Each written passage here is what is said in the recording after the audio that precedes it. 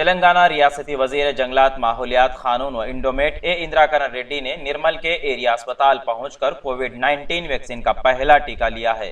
اسی طرح ان کی اہلیہ کو بھی کووڈ کا ٹیکہ دیا گیا۔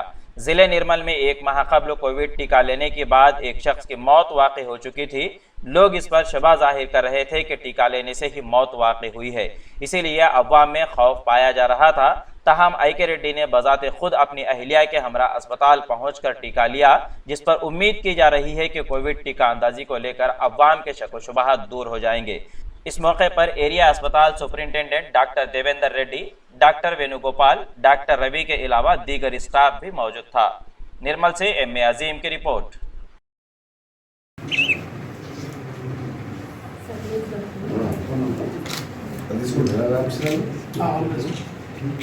అయిపోయిందా క్లోజ్ అప్ చేస్తున్నాం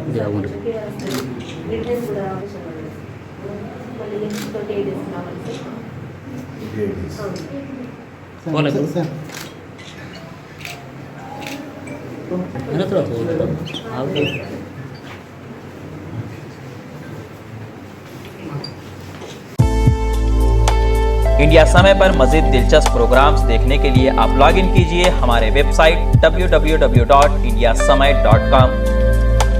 लाइक कीजिए हमारा फेसबुक पेज @indiasamay17